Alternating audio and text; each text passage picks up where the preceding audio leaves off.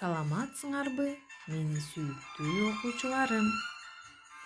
Азыр бизге адабий окуу сабагы.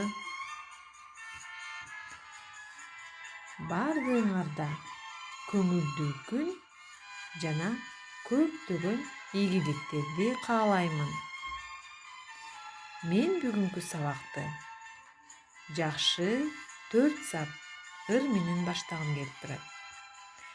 Китеп менин тунук таза булагым, китеп менин өчпөс жарык чырагым.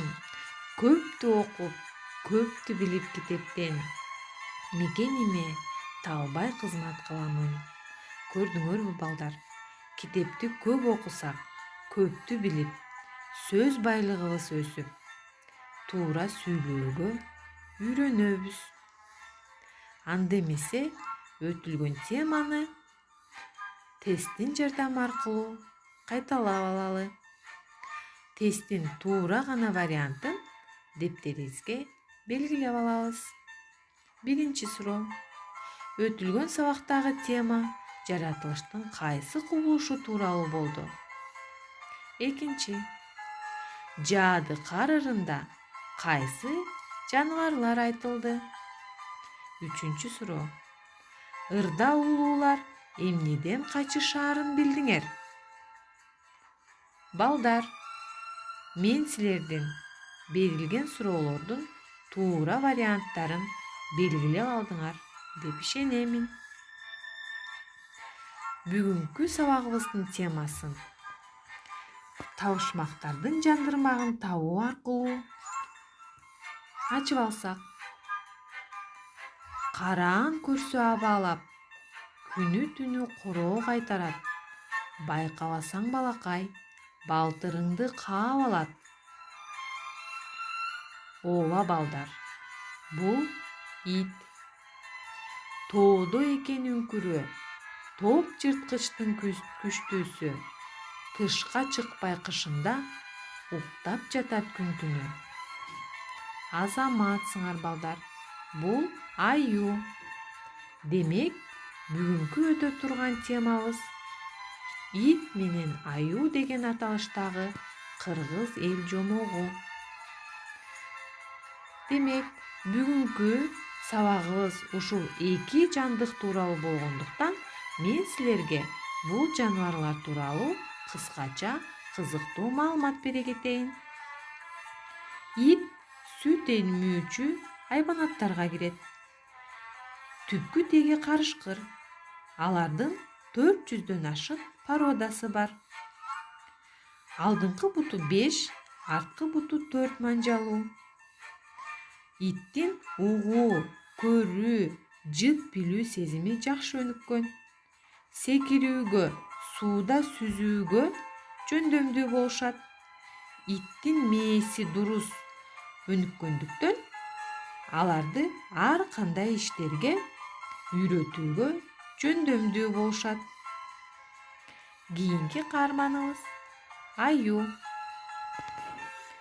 Күрөң аю Европа, Азия жана Түндүк Американы мекендейт.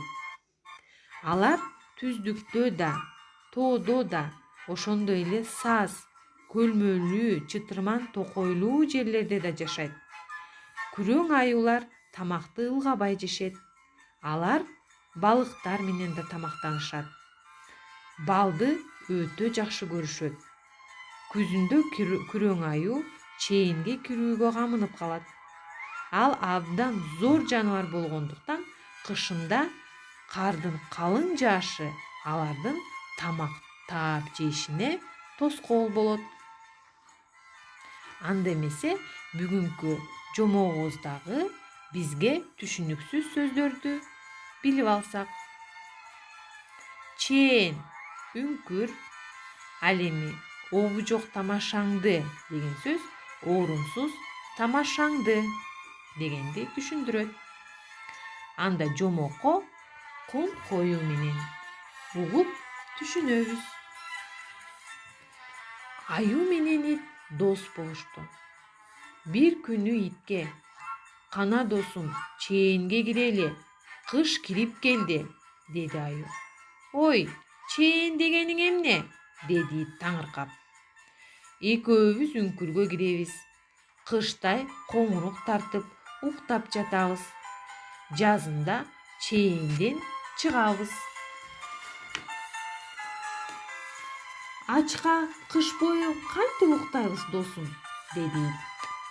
Таманыбызды соруп жата беребиз. 4 таманыбыздын майы бүтөт, кыш да бүтөт, деди аю үлгүрөп. Кайдагы май? Деп ит өзүнүн таманын көрсөттү.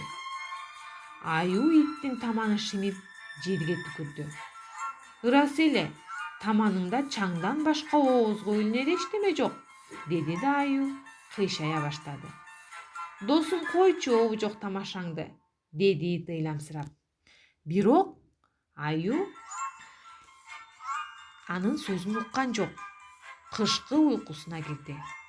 Ит көпкө отурду. Акыры аюунун ойгонбостугуна көзү жетип, жүрүп кетти. Бул жомок балдар силерге кызыктуу жана түшүнүктүү болду го деп ойлойм.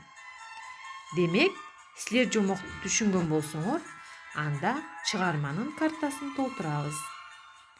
Чыгарманын аталышын, окуянын убактысын, башкы каармандарды жана жомоктун башын, ортосун, аягын кыскача өз түшүнүгүңөр менен түшүнүктүү кылып жазып толтурабыз.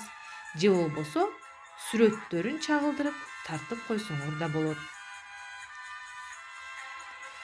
Жомокту көркөм, шар окууга аракет кылып, жомоктун аягындагы суроолорго оозеки жооп беребиз.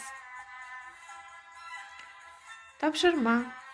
Жакшы жолдош жайнаган дөөлөт, жаман жолдош кыйнаган мээнет деген макалды улуулардын жардамы менен чечмелеп түшүнүп келебиз. Ит менен аюуга Вендин диаграммасын түзөбүз. Демек балдар, бүгүнкү сабак силерге кызыктуу жана түшүнүктүү болду го деп ойлойм. Анда эмесе кийинки сабактан жолугушканча саламатта калыңыздар.